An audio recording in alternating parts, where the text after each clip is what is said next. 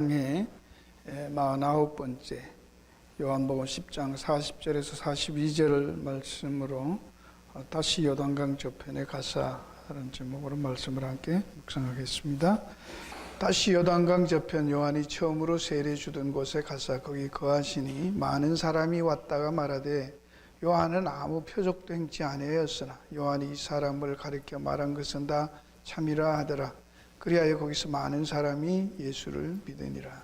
이 요한복음 전체의 구조를 보면 전반부가 이제 10장으로 거의 끝나는 것 같고요. 이제 전반부에 좀 대중적인 사역, 공적인 그런 퍼블릭 미니스트리에 초점을 두셨다면 11장부터는 좀 더 개인적이고 그런 프라이빗한 그런 미니스트리에 초점을 두고 사역하는 내용으로서 이제 마지막 마무리를 하는 것이고요.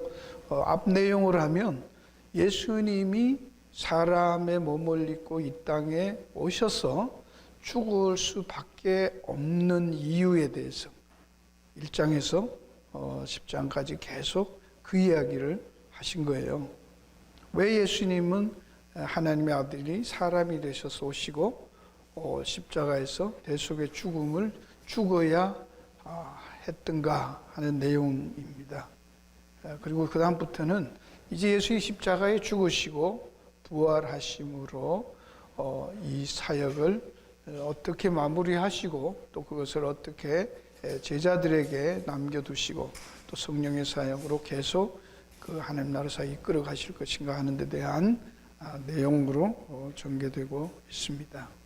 다시 요단강 저편에 가서 거기 거하시는 내용인데요. 왜 사람들의 생각과 판단이 서로 다를까 하는 이 질문을 우선 먼저 하면서 우리가 본문을 좀 묵상하려고 해요. 왜 사람들은 생각과 판단이 서로 다를까 하는 거요. 지식과 경험이 다르고 또 그 지식과 경험을 통한 알매 깊이와 개인적인 취향과 또 관계, 자기가 맺고 있는 그 관계의 정도에 따라서 그렇게 달라질 수밖에 없다라는 거예요. 그렇죠? 모든 사람들이 똑같이 알고 똑같이 경험하는 게 아니고요. 똑같이 알고 똑같이 경험해도 그 암과 이해와 경험의 폭이 또 질이 다르다는 거예요. 그리고 어떤 문제에 대해서 어떤 것에 대해서는 나와 어떤 관계가 그 문제와 내가 그 사람과 그 일과 나가 무슨 관계가 있는가에 따라서 사람은 또 느낌과 해석이 달라지는 것이기 때문에 객관성이라는 게 참 어렵다 말이죠. 다른다. 그래서 생각과 판단이 서로 다르다 하시고 술인 거예요. 그렇죠? 사람은 이게 계산으로 되는 게 아니잖아요. 생각이, 느낌이, 앞에 말한 이런 것들이 굉장히 개인적인 주관 작용한다는 것도 우리가 알아야 되는 것이고요. 그런데 이게 신앙 문제에 오면은 참 골치 아파지는 거예요. 그렇죠? 예수를 믿는다고 하고 신앙생활을 같이 하는 같은 교단, 같은 교리, 같은 교회, 같은 목사의 지도를 받는 그런 교회라는 공동체 안에서도 이런 것들이 작용해서 굉장히 다르다는 것입니다. 이런 것이 신앙 문제가 될 때도 교회 안에서도 서로 토론이 되고 논쟁이 될 때도 그게 어떻게 해결할 수 있어요? 하나님밖에는 알 수가 없잖아요. 다 네가 옳고 다 자기가 옳다고 하니까. 근데 문제는 하나님이 이런 일에 대해서 시시콜콜 그때마다 오셔서 해답을 주고 해결을 해 주시느냐 말입니다. 없죠. 그렇죠? 그러지 않잖아요. 이게 참 골치 아픈 거예요. 이런 것들도 여러분이 제가 오늘은 좀 이런 전체적인 큰 그림에 대해서도 좀 설명을 하고 싶고요.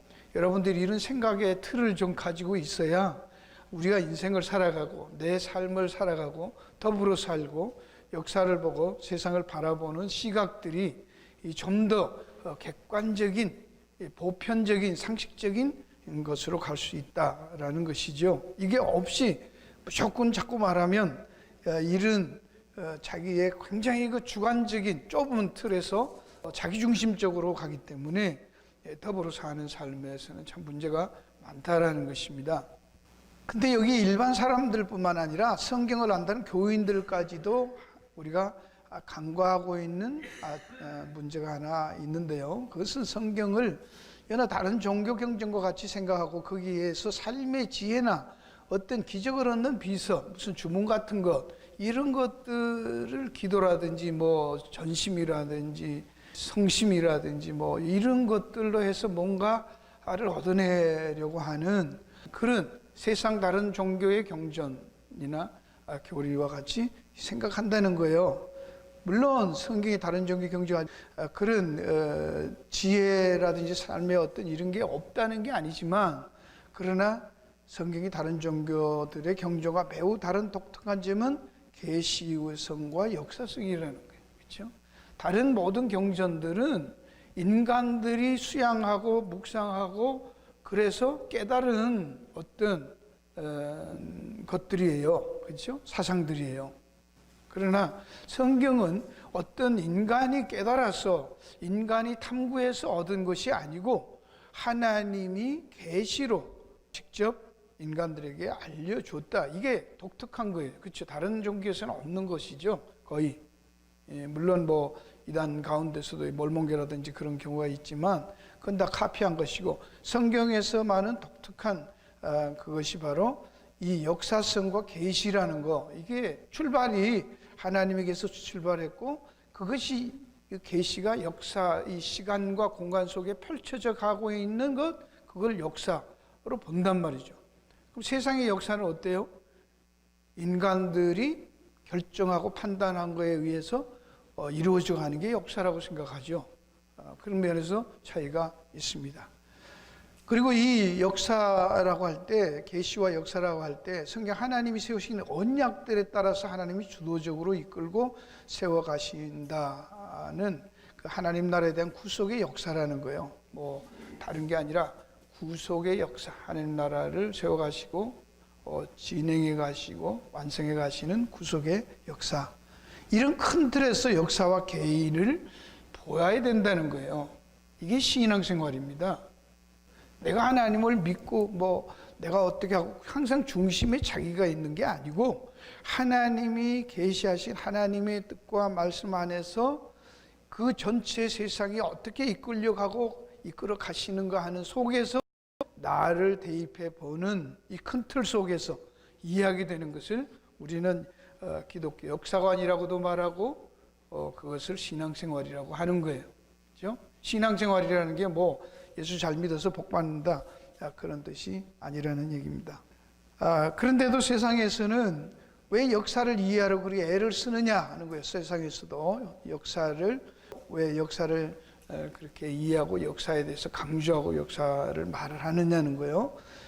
왜냐하면 역사를 통해서 인간들과 또 현재라고 하는 이 현재를 이해함으로 보다 나은 미래를 건설할 수 있다고 믿기 때문에 그렇다는 거예요. 왜요? 사람들은 미래를 몰라요.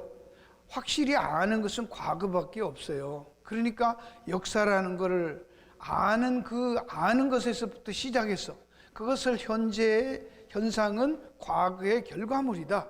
그러니 과거에 어떻게 해서 현재가 이렇게 됐는가? 그러면 현재에 어떻게 하면 우리가 원하는 미래의 어떤 좋은 우리의 기대와 우리의 원하는 곳으로 갈 수 있을까를 알기 위해서는 역사라는 것이 필수적인 거예요. 그래서 역사라는 것을 말을 하고 역사관이라는 것을 얘기하는 거예요. 지나간 옛날 그것을 통해서 우리가 전혀 가보지 않은, 우리가 모르는 우리의 미래를 우리가 원하는 대로 살고 싶다라는 욕구에서 시작됐다, 그런 것입니다. 그럼 과연 그게 맞냐는 거예요. 그러나 인간들이 역사를 통해 발견해 원리는 고작 현실은 과거의 산물이라는 것밖에 없는 거예요. 여러분, 이게 굉장히 중요한 얘기입니다. 무슨 여러분이 이게 좀 이미 알고 있지만 한번 이렇게 같이 정리를 했으면 좋겠습니다. 어떤 과거에 있는 그 지나간 역사, 우리가 안다고 생각하는 그 역사들을 통해서 형성된 그 인간과 그의 현재를 정말 우리는 이해할 수 있냐는 거예요. 왜 그런 일이 있어서 현재가 이렇게 됐다라고 말을 하는데, 그래서 어떻게 했더니 이렇게 됐다는 것이죠. 그죠? 거기서 공식을 찾아낸 거잖아요. 그렇지만 그것은 현실은 과거에서 어쨌든 과거에 일이 있었으니까 현재라는 게 생겼다. 그거밖에는 모르는 거예요. 어떻게 했더니 어떻게 됐다. 그리고 어떻게 하면 어떻게 된다. 그것은 가설에 불과하다. 그런 얘기입니다. 왜냐하면 현재는 과거에 너무나도 복잡한 요소들과 크고 작은 요인들이 얽히고 설켜서 이루어졌어요. 어떻게 과거의 어떤 일들이 현재에 이렇게 왔는가 하는 것을 그것을 트레이스하게 추적하기에는 너무나 많은 요인들이 작용했다는 얘기입니다. 그것을 일일이 다 밝혀낼 수 없다는 얘기입니다. 분명히 어떤 일들이 과거에 있어서 현재가 왔지만 그것을 현대라는 것을 분석하고 만들어내서 규명하기 위해서 과거의 것들을 추적해내는 데는 역부족이라는 거예요. 그걸 다 못 알아낸다는 것입니다. 그리고 또 하나는 우리가 설명이 안 되는 너무나 많은 우연적 요소들이 또한 작용하고 있었죠. 그렇죠? 우리가 생각하는 그랬더니 그랬다라는 것만이 아니고 그것은 그랬으면 그래야 되는데 전혀 생각하지 않은 어떤 우연한 일들이 생겨서 갑자기 뒤집어지고 반전이 일어나고 이런 일들이 설명할 수 없는 많은 사건들이 있다 그 말입니다. 대부분의 역사의 사건들 속에는 어떤 공식적인 원인과 결과보다는 우연이라는 것에서 더 많은 일들이 일어나왔고 있었다는 것을 우리는 부인할 수 없는 것이죠. 그렇죠? 이거를 어떻게 하냐고. 이렇게 하면 된다. 그랬는데 그 속에 전혀 예상치 못한 우연한 일들이 생겨서 전혀 원하지도 않고 생각지도 않은 방향으로 흘러갔어요. 그걸 어떻게 추적해내고 그 우연을 어떻게 공식화할 수 있냐 말입니다. 함부로 팔랑귀가 되어서 사람들이 말하면 막 그렇게 하지 마세요. 그저 그럴 수도 있겠다. want to have yes다. 이러지 거기에 정답을 가지고 주장할 수 있는 것은 없다고 말입니다. 그렇죠? 너무나 작은 일들이 너무나 엄청난 사건의 판도를 물줄기를 바꾼 것은 그런 역사들은 우리가 아는 역사 속에 수없이 많거든요. 전혀 생각하지도 않았던 그것은 전혀 그 일에 카운트도 하지 않았던 데서 어떤 일이 발생해서 그렇죠? 조그마한 그런 댐에 곤형이 생겨서 댐이 무너지는 것 같은 그런 역사들이 얼마나 많습니까? 그럼에도 불구하고 왜 이처럼 역사를 연구하고 또 그것을 자신들의 입장을 주장하려는 것이냐. 이게 뻔히 다 아는 것. 자기들이 역사를 전공하는 과학자들이나 학문하는 역사학자들이라도 철학자들도 이걸 다 알고 있단 말이죠. 그래서 알기 위해서 역사를 이해하기 위해서 정치사다, 문화사다, 철학사다, 종교사다, 교육사다, 사회사다, 사상사다 그런 것을 역사에도 얼마나 많이 세분을 합니까? 그 하다 안 되고 민중사까지 그렇죠? 민중이라는 관점에서 역사를 보는 거거든요. 전에는 역사가 다 뭐예요? 왕 중심으로 임금 중심으로 그 왕정 중심으로 역사가 기록되고 전개되어 왔다고 생각하잖아요. 그러나 그렇지 않거든요. 저 이름 없는 민초들의 삶 속에서 바로 거기에서 세상이 엄청난 변화와 그런 변혁의 소용돌이들이 있어 왔다는 것도 우리는 압니다. 전혀 생각하지 못했던 노예 한 사람이, 그죠? 노예가 그 큰 세력도 아닌 노예 한 사람이 일으킨 그런 것들이 역사의 물줄기를 바꾸기도 해왔단 말이죠. 우리가 아는 대로 마틴 루터 킹 목사의 그런 연설, 그런 우연과 헤아릴 수 없는 수많은 요소들이 얽히고 설켜서 사실 현재라는 것을 분명히 과거에 어떤 사건이 있어서 이루어졌다는 걸 알지만 그것을 정확하게 공식화해서 적용할 수 있는 것으로 찾아내기는 그렇게 쉽지 않다라는 얘기죠. 그럼에도 불구하고 왜 역사를 연구하는 사람들은 그 역사를 계속 추구하고 그렇게 자신들이 알아낸 그런 입장들을 주장하는 것인가?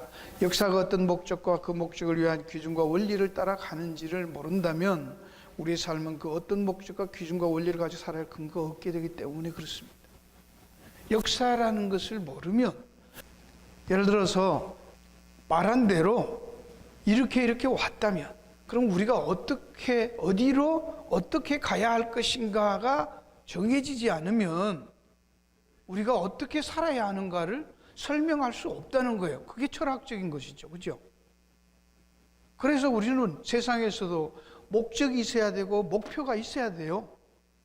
방향이 있고 고울이 있어야 돼요. 그래야지 살아가는 거지. 그게 없으면 수없이 방황을 해도 뱅글뱅글 제자리를 돌아도 모르는 거잖아요.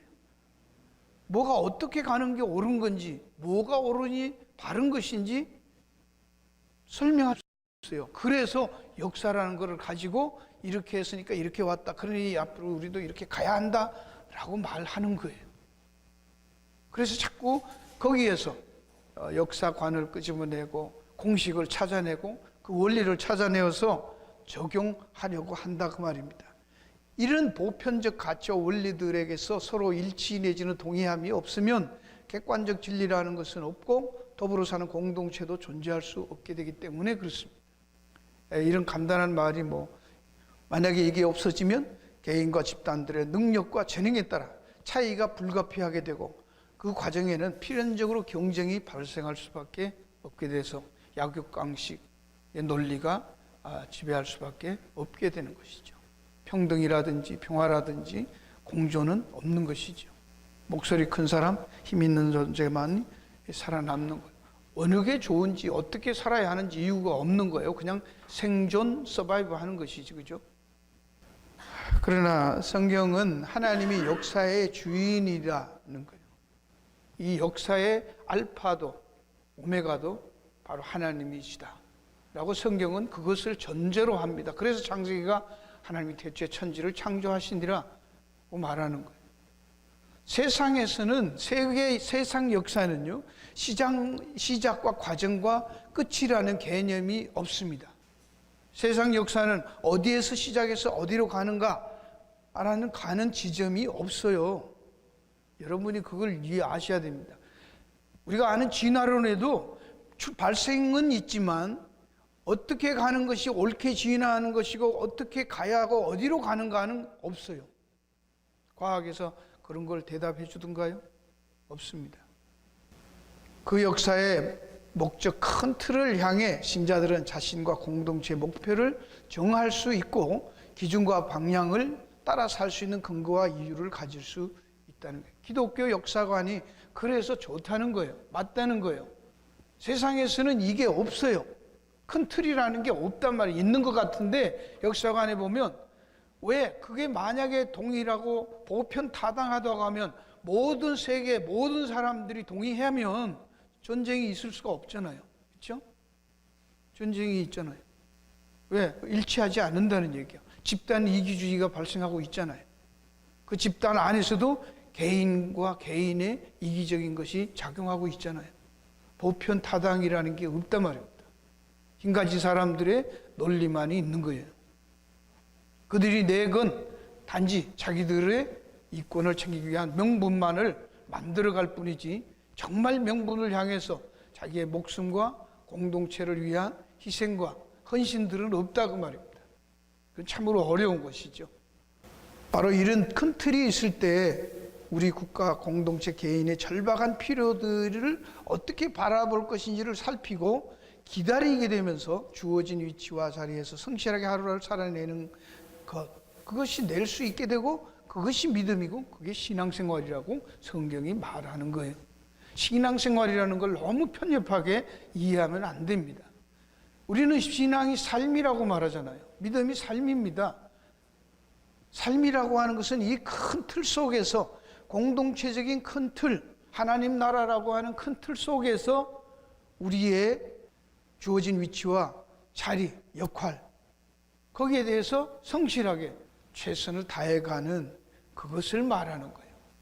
그럴 때 서로에게 도움과 배려와 필요라는 것이 있고 섬김이라는 말이 가능해지는 이유가 여기에 있는 것입니다.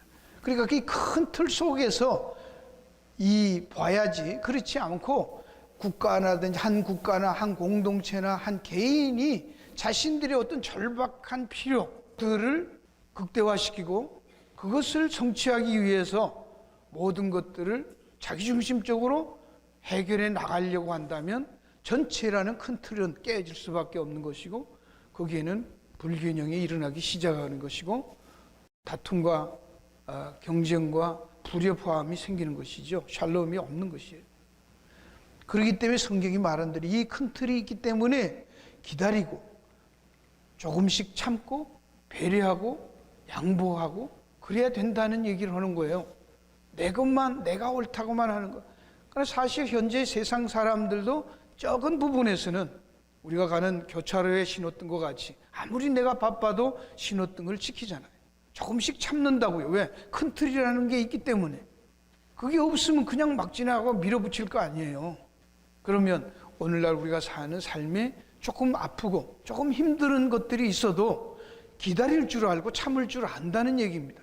나만이 아니라 암만 힘든 상황 속에서도 또 다른 아픈 사람들, 힘든 사람들을 배려까지 할 수 있는 근거와 이유가 여기에 있다는 얘기죠. 그래서 하나님 나라라는 큰 역사관을 가져야 된다는 거예요.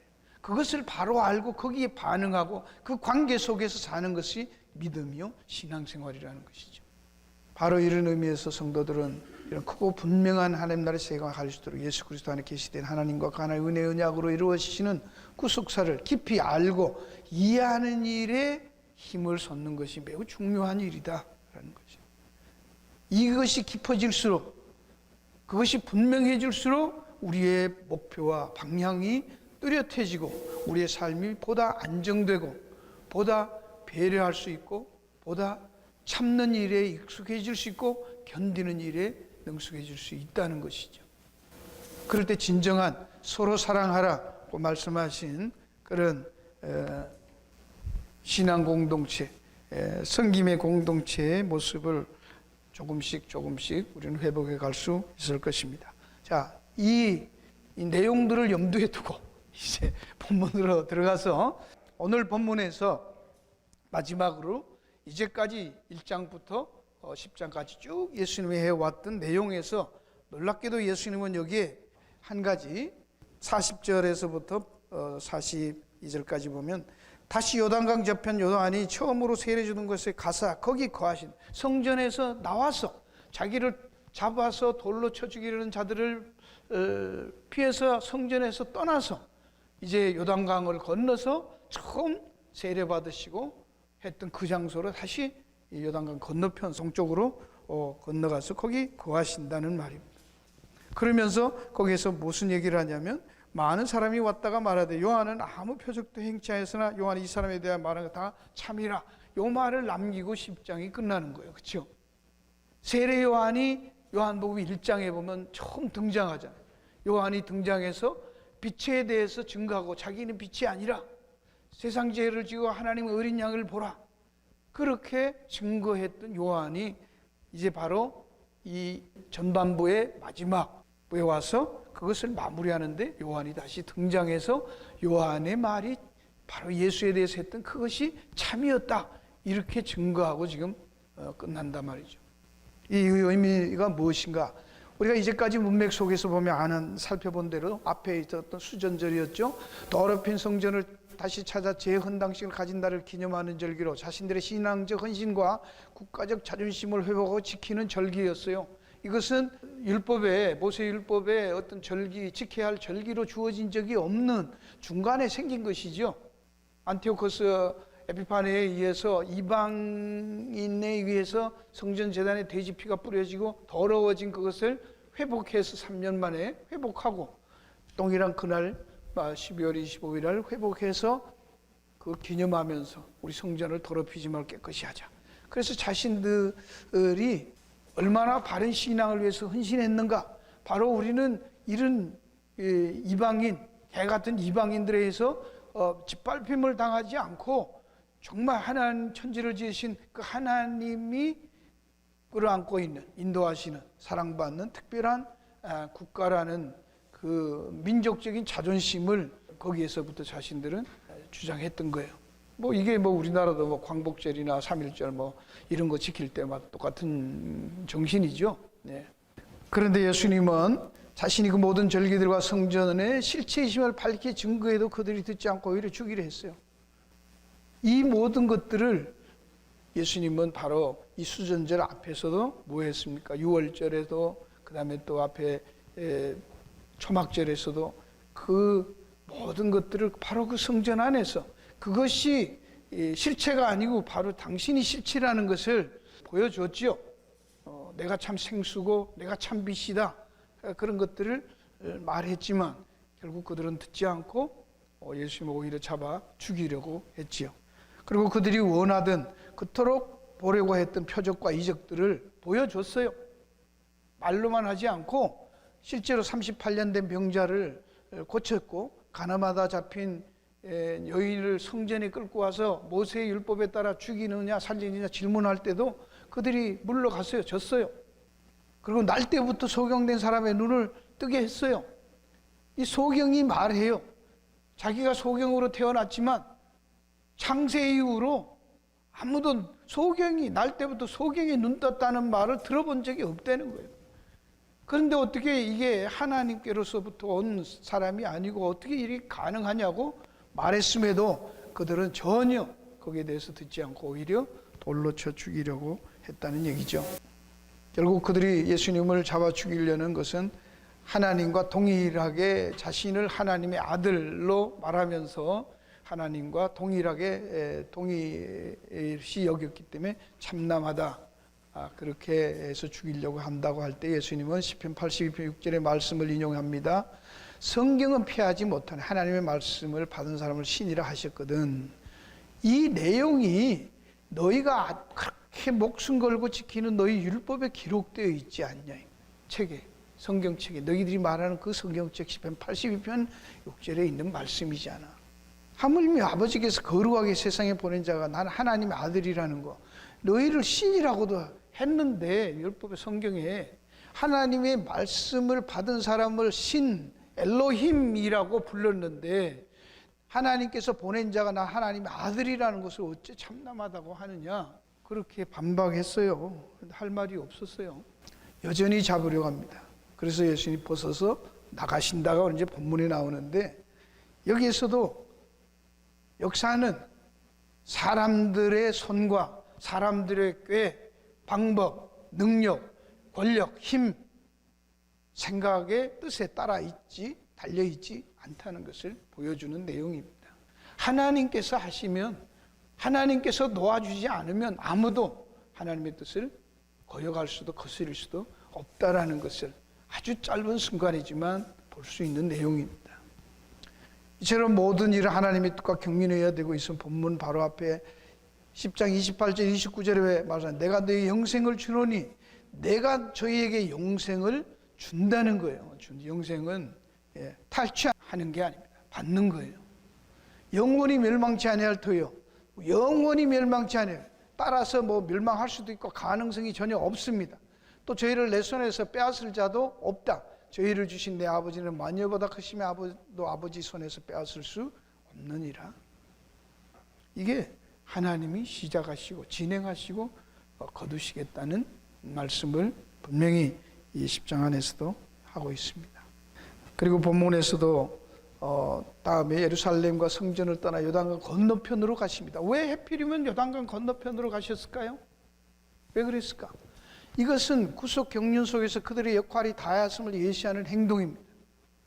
우리는 그냥 앞에서 좋은 말씀, 무슨 교훈이 되는 말씀, 심지어 이런 이 부분을 설교하는 분들은 어떻게 하냐면요, 뭐 halftime recess라고 말해요. halftime. 예수님 이제 한번 이제 전반기 사역이 이렇게 끝났으니까 다음 사역을 위해서 좀 휴식의 시간을 가진다요. 그러니까 오늘 우리도 한 인생을 살거나 한 해를 살아고 지금 우리도 한 6개월 해왔고 요 한 번 왔고 했으니까 이때쯤은 좀 이렇게 베케이션을 가지면서 우리가 식 그런 거 필요하잖아, 그렇죠? 그래서 그랬다는 거예요. 적용들은 아주 귀신곡하게 잘해요. 얼마나 은혜가 됩니까? 뭐 그것도 보고 그렇게 적용하면 나쁠 거 없잖아요, 우리한테는. 그러나 본문이 말하는 거는 그런 것은 아니다 말이죠.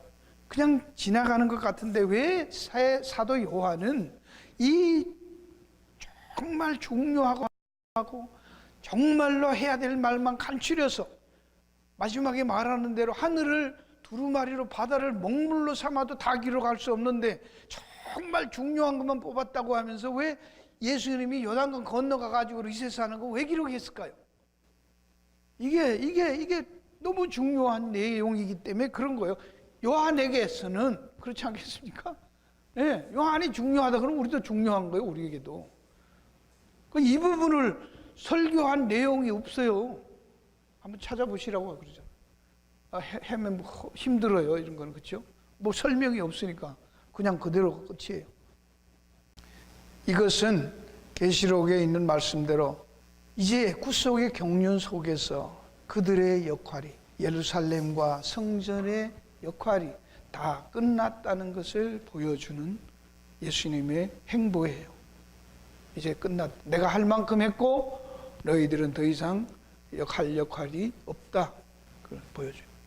그래서 계시록에 보면 내가 보니 거룩한 성 새 예루살렘 하나님께로 하늘에서 내려오니 그 예배한 것이 신부가 앞에 단장한 것 같더라. 성 안에 성전을 내가 보지 못하시는 주 하나님 곧 전능하신 이와 믿어 어린 양이 그 성전이 되십니다. 결국 이 예루살렘과 성전은 마지막 새하늘과 새 땅 그 마지막에 다 바뀌어질 것, 일시적으로 이 땅에 존재했었던 것이라는 거예요. 그걸 붙잡고 그들은 거기에 목숨 걸고 지금도 남아있는 그 통곡의 벽에 가서 수많은 유대인들이, 순례자들이, 심지어 기독교인들조차도 그걸 부여잡고 앉아서 기도하고 눈물 흘리며 통곡하고 있잖아요. 그 다음에 동시에 강 건너편으로 가시면 다시 요단을 건너 가나안으로 입성하는 새 여호수아를, 참 여호수아를 재현하신 행동입니다.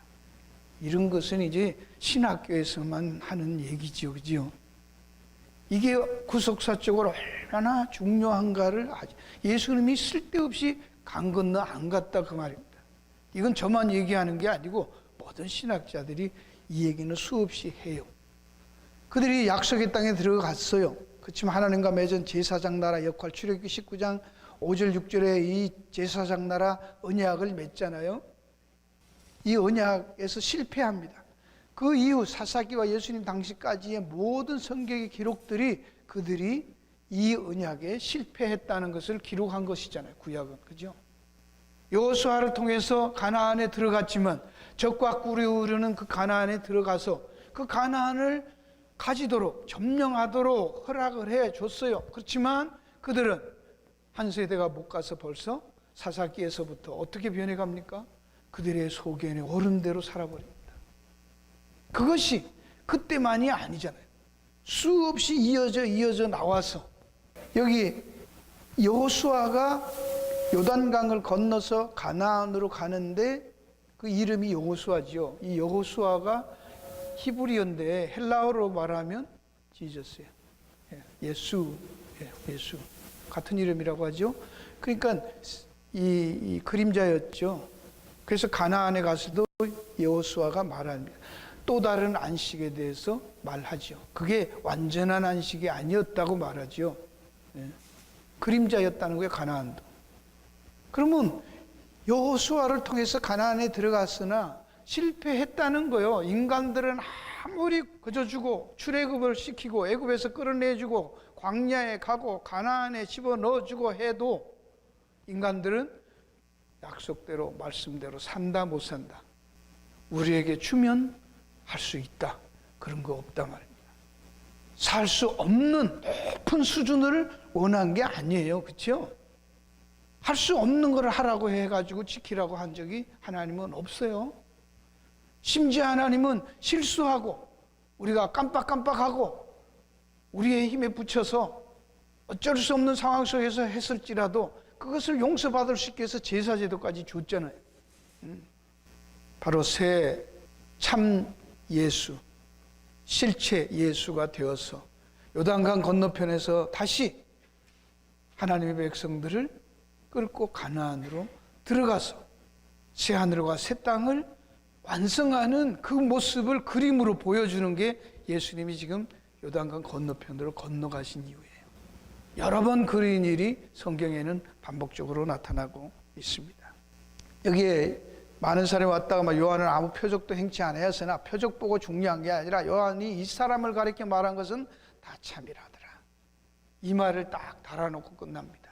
이게 무엇을 말하는, 왜 세례 요한이 등장해서 이 사람이 예수에 대해서 가르쳐 말하는 다 참이라는 말을 하냐? 세례 요한은 구약 예언한 그리스도를 직접 소개하는 마지막 선지자라는 것을 밝히고 있는 것이죠. 누가복음 16장 16절 율법과 선지자는 요한의 때까지 그 부르던 하나님 나라 복음이 전파되어 사람마다 그리로 출발. 율법과 선지자는 이 말이 뭐예요? 이스라엘이라는 그 민족적, 혈통적, 그 물리적 역사는 예수님이 오심으로 끝났다는 얘기를 하는 거예요. 근데 자꾸 기독교는 무슨 유대교에서 나왔다는 등 그런 소리. 그건 성경을 모르기 때문에 그런 역사관을 몰라서 하는 소리죠. 그런 거 아니란 말입니다. 그렇죠? 이제 그들이 한시적으로 필요해서 그들을 통해서 하나님의 어떤 구원의 뜻을 보여주기 위해서 했던 그 역할들, 바로 그들처럼 우리도 아무 조건 없는데 아브라함을 불러서 이스라엘이라는 민족을 만들었던 것처럼 아무 조건 없이 오늘도 우리를 불러서 하나님의 자녀로 하나님 나라 백성 삼아서 새하늘과 새 땅을 살게 하실 거라는 그림자였었지, 모형이었지 그 자체가 아니었다. 거기에 목적이 있는 게 아니었다는 것이죠. 요한의 증거에 대한 두 가지 사실을 말하는데, 요한이 이 사람을 가리켜 말한 것이 다 참이라. 요한이 그리스도를 증언한 마지막 선지자라면 그럼 예수님 오실 그 메시아가 맞다는 말을 지금 하고 있는 것이고요. 요한이 예수님을 세상 죄를 지고 하나님의 어린 양이라는 말을 했으니까 그가 증거한 게 다 참이라 그랬으면 예수님은 인간들의 구원을 어떤 것으로도 안 되고 오직 흠없는 어린 양들의 아들 하나님이 희생양의 제물로 십자가의 죽음으로만이 자기 백성들의 죄를 대속하게 오신 하나님의 아들 참빛과 생명이 맞다는 얘기를 지금 하고 끝내는 거예요. 그러니까 예수님은 죽기 위해서 죽으려고 오신 거예요. 여러분이 이걸 놓치면 안 돼요. 수없이 많은 라디오 방송 들으면 오다가도 듣고 어제도 듣고 오늘도 듣고 계속 들어보면 뭐라고 회개하라, 이렇게 살라고, 그렇게 살아갈 것 같으면, 예수님이 와서 죽을 이유가 뭐가 있냐고, 그렇게 해서 될 것 같으면 그게 안 된다는 거예요. 여러분이 성경을 요한복음을 읽으면서 예수님이 와서 봤지, 너희들이 한다고 지킨다고 해왔던 절기 율법 다 말했지, 근데 다 엉터리지, 안 되잖아. 그러니 내가 죽어야 돼, 그 얘기하러 오신 거잖아요. 이해가십니까? 무엇을 가르쳐서 깨닫고 그래서 고치고 그러면 변하고 바뀔 거라고 교훈하기 위해서, 가르치기 위해서 오셨어요? 그러면 슈바이처가 말한 대로 예수님은 뭔가 잘못 알고 착각하신 것이죠. 하나님이 실수하신 거예요. 오셔서 십자가라는 역사의 굴레에 깔려 돌아가신 거예요. 슈바이처가 그랬단 말입니다. 그 착한 사람이. 예수님은 처음에는 와서 목숨을 버리면서까지 내가 이 각오로 사람이 되어서 와서 말하면 알아듣고 변할 거라고 생각했다는 거예요. 그런데 못 알아들었다. 그래서 굴러가는 역사의 수레바퀴에 깔려서 처참하게 예수님은 죽어버리고 말았다. 그렇습니까? 오늘 성경이 말하고 있는 이 내용들을 보면 하나님께서 하시는 그 언약에 따라서, 하나님이 맺으시는 그 언약이라는 것에 따라서 언약을 계속 역사 속에서 이루어 가시는 거예요. 그게 기독교 역사관이에요. 아무것도 없는데 그냥 하는 게 아니에요. 내가 이렇게 너와 함께 이루어 가겠다고 하신 그대로 이루어 가는 게 역사예요. 그걸 이해하시면 됩니다. 기도하겠습니다.